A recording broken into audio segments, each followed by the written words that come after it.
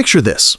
A vehicle so legendary it's been dropped into war zones, dragged across the Sahara, and climbed mountains that would make a goat think twice. A machine so beloved, celebrities pay six figures for restored versions just to look cool at Whole Foods. But here's the kicker.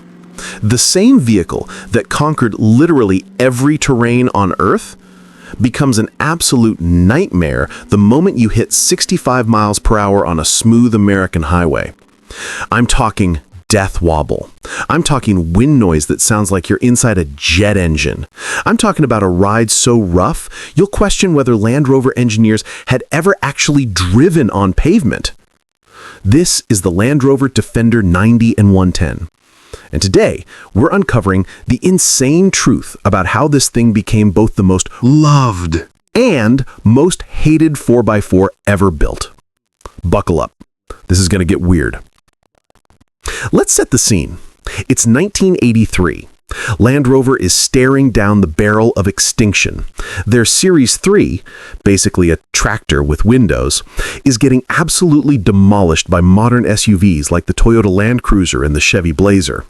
They needed something new, something that could keep the legendary off-road DNA, but maybe, just maybe, be slightly less miserable to drive. So they rolled out the Land Rover 90 and 110, named after their wheelbases in inches because Land Rover engineers apparently hated simple marketing. In 1990, they slapped the name Defender on it, and boom, instant legend status. But, and this is a big but, the Defender became this bizarre split personality vehicle. Off-road junkies treat it like a religion. Overlanders tattoo the silhouette on their bodies. Military forces from 170 countries trusted it with their lives. Therefore, you'd think this thing was engineered by gods, right? Wrong. Because the same people who worship the Defender will also tell you horror stories about rusted frames, electrical gremlins that would make Lucas Electronics blush, and reliability so questionable you needed a second Defender just to tow the first one home. So what's the truth? Was the Defender 90-110 a masterpiece or a beautiful disaster held together with duct tape and British stubbornness? Let's find out. The story starts in 1983 at Land Rover's factory in Solihull, England, a place where tea breaks were mandatory and good enough was basically the company motto. Land Rover had been building the same basic design since 1948. Yeah, you heard that right. 35 years of barely changing anything. The Series 3 was essentially a tractor with windows. But by the early 80s, buyers wanted crazy luxuries like comfort and heat and maybe a vehicle that didn't require a tetanus shot every time you climbed inside. So Land Rover's engineers faced an impossible challenge: build something modern without losing the rugged simplicity that made the original series legendary. Their solution? The 90 and 110. Here's what they kept. Body-on-frame construction, because unibody was for wimps, aluminum body panels, because rust is for Toyotas, oh wait, we'll get back to that, live axles front and rear, because independent suspension was too complicated, permanent four-wheel drive, because why would you ever not need all four wheels? Stop laughing, they were dead serious. Therefore, what they created was basically a modernized version of a 1940s military vehicle with slightly better seats. And somehow, against all logic, it worked. The Defender could wade through 3 feet of water, climb a 45-degree incline, and survive being rolled down a cliff. It was agricultural equipment that happened to have a steering wheel. But, and here's where it gets interesting, all those simple design choices that made it unstoppable off-road, they created absolute chaos on pavement. Because when you take a vehicle designed to crawl over boulders at 5 miles per hour and ask it to cruise at highway speeds, physics gets angry. Let's talk about what made the Defender so special. And by special, I mean technically impressive but practically insane. The aluminum body. Land Rover used aluminum panels because Britain was drowning in surplus aluminum after World War II. Smart, right? Aluminum doesn't rust. So you'd think Defenders would last forever. But what happened to the teams to replace that? The chassis underneath, that was still good old-fashioned steel, British steel, which rusts if you look at it wrong. So you'd have this pristine aluminum body sitting on a frame that was slowly turning into iron oxide dust. Owners would jack up their Defender and the frame would literally crack in half. Here's the kicker. Land Rover knew about this. Their official solution was just inspect it regularly and weld some plates on when it gets bad. I'm not joking. That was the factory recommendation. The suspension. Live axles and coil springs. The same setup used on 1930s trucks. Off-road, chef's kiss. Absolutely brilliant. You could flex over terrain that would snap a modern SUV in half. On the highway, imagine strapping yourself to a paint mixer and turning it on high. That's the Defender experience at 70 miles per hour. The steering was so vague, you'd turn the wheel 45 degrees before the vehicle even acknowledged you were trying to change lanes. Wind would hit the flat sides, and you'd be fighting to stay in your lane like you were sailing a ship. Therefore, Land Rover added power steering in later models. But it was so poorly calibrated that owners actually disabled it and went back to manual steering, because at least then they had some feedback. The engines. Oh boy, let's talk about the engines. You had options. The 2.5-liter naturally aspirated diesel, 68 horsepower. 68! My lawnmower has more power. The 2.5-liter turbo diesel, a whopping 85 horsepower. Still slower than most golf carts. The 3.5-liter V8, decent power, horrible fuel economy, engine designed in the 1960s. Acceleration was measured with a calendar. 0 to 60 miles an hour took approximately the same amount of time as watching paint dry. But, and this is important, none of that mattered off-road. The Defender didn't need horsepower. It needed torque, durability, and the ability to be fixed with a hammer and some British optimism. Therefore, the Defender became the vehicle of choice for people who needed to survive, not arrive quickly. Which brings us to the next chapter. Here's where the Defender's legend was born. Because while soccer moms were buying Jeep Cherokees with cup holders and CD players, there was this entire tribe of humans who needed a vehicle that could handle the actual end of the world. Aid workers in Africa. The Defender became the unofficial vehicle of humanitarian missions. Why? Because when your choices are fix it with a wrench or wait 3 months for parts, you pick the vehicle that's basically mechanical Legos. Land Rover even created a special Defender Wolf for the British military. They drove them through deserts, jungles, and Arctic tundra. And yeah, stuff broke constantly.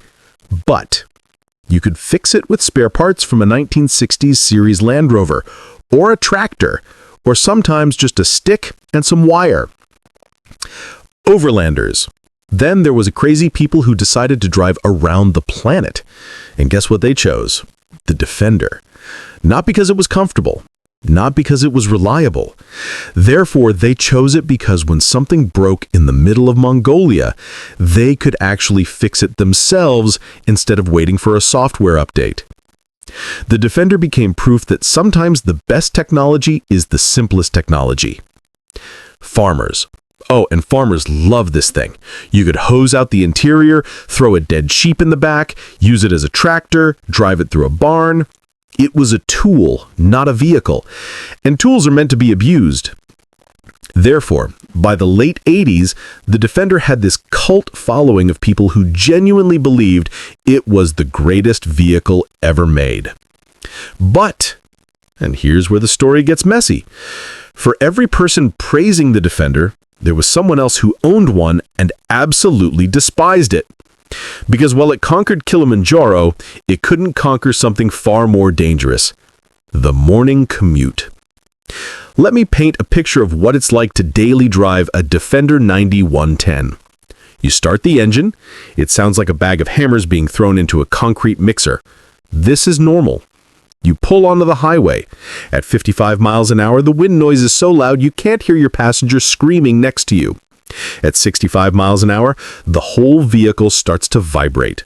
Not a gentle hum, a full-body massage that targets your spine with the precision of a medieval torture device. At 70 miles an hour, that's when the death wobble kicks in. For those unfamiliar, death wobble is when your steering wheel starts shaking so violently you genuinely question whether the front axle is still attached. Spoiler alert, it usually is. It just feels like it's trying to escape. The brakes. Let's talk about stopping this thing. Early Defenders had drum brakes. All around. In the 1980s, when disc brakes had been standard on normal cars for 2 decades. Therefore, stopping from 60 miles an hour required approximately the same distance as a freight train. Later models got front disc brakes. Progress.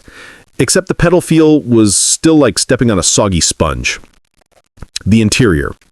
Imagine the inside of a military transport helicopter. Now remove 90% of the soundproofing, add plastic that looks like it came from a child's toy. That's the Defender interior. No cup holders, no storage, gauges that looked like they were stolen from a 1970s tractor, a dashboard that was literally just a flat piece of metal with some holes drilled in it. But wait, there's more. The doors leaked. The windows fogged up because the ventilation system was crack open a window and hope for the best. The heater was either full blast or off, no in between. And the seats?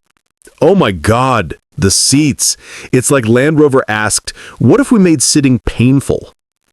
Which is technically true if you enjoy suffering. Now let's talk about reliability, or the complete lack thereof. The rust problem. Remember that steel chassis under the aluminum body? Yeah, that became a nightmare. Defenders in wet climates would develop rust so bad the frame would literally rot from the inside out.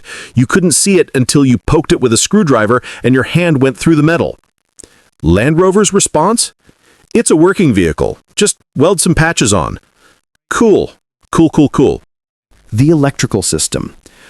Oh boy, this is where British engineering really shines.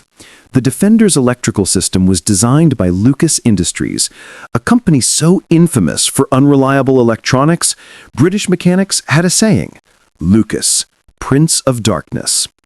Lights would flicker, gauges would stop working, the alternator would die without warning. Sometimes the entire electrical system would just give up. Therefore, smart Defender owners carried a spare ignition coil, extra fuses, and a deep sense of resignation. The gearbox. The LT77 gearbox. 5 speeds of agricultural vagueness. First gear sounded like you were grinding rocks. Second gear was somewhere between first and third, but you weren't quite sure.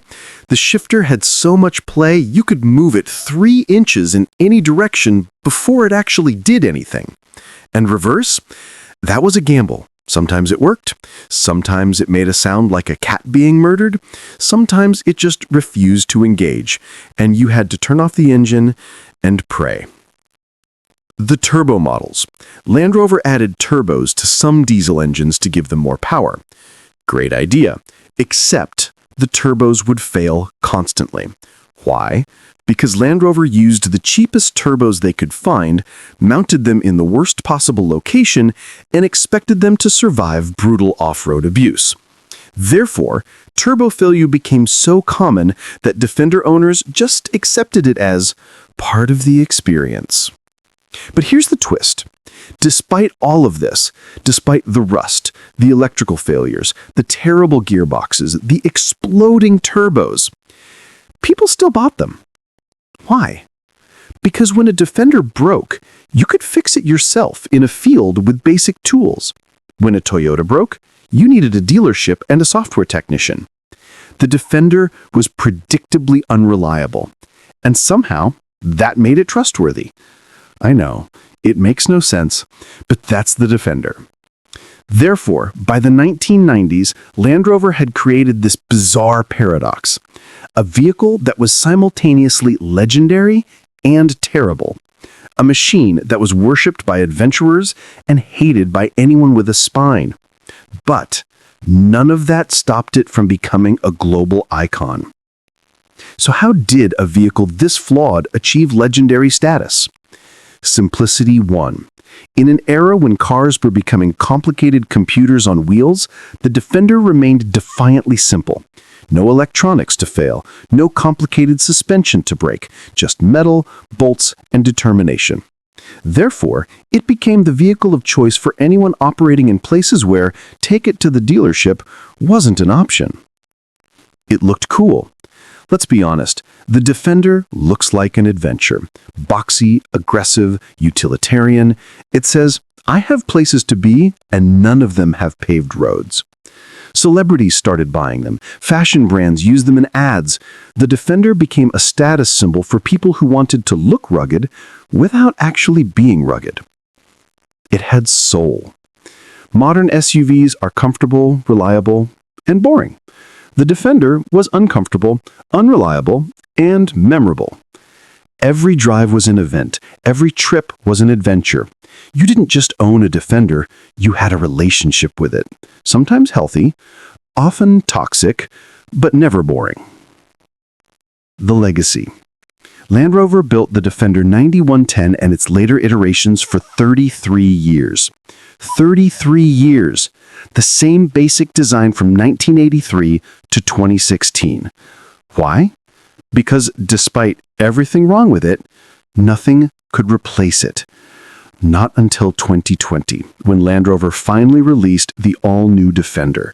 Modern, comfortable, reliable, and, according to purists, not a real Defender. Therefore, the old Defender 9110 has become a collector's item. Prices are skyrocketing. Restored examples sell for insane money because people finally realized what they had. A flawed, frustrating, magnificent machine that represented the last era when vehicles were simple enough to truly own. So here's the truth about the Land Rover Defender 9110. It was never the best vehicle. It wasn't the most comfortable, the most reliable, or the most practical. But it was the most honest. It didn't pretend to be something it wasn't. It was a tool designed for work, adopted by adventurers, and reluctantly driven by people who valued capability over comfort. Was it an engineering disaster? Absolutely. Rust, terrible ergonomics, electrical nightmares, the list goes on. But was it an icon? Without question. Because the Defender proved that sometimes the best vehicle isn't the one that works perfectly. It's the one that keeps working when everything else gives up. It's the one you can fix with a hammer. The one that gets you home, even when it's falling apart. The one that makes every journey feel like you actually earned it. Therefore, the Defender 9110 is both a legend and a disaster. And honestly, that's exactly what makes it unforgettable. So tell me, if you had to choose, would you daily drive this thing, or would you run away from it screaming? Drop your answer in the comments. And if you think you're brave enough for Defender ownership, tell me why. I want to hear your justification for voluntary suffering. If you loved this dive into automotive chaos, smash that subscribe button because the next story is even crazier. Trust me, you don't want to miss it. I'll see you in the next one. Stay curious. And maybe invest in a chiropractor if you buy a Defender.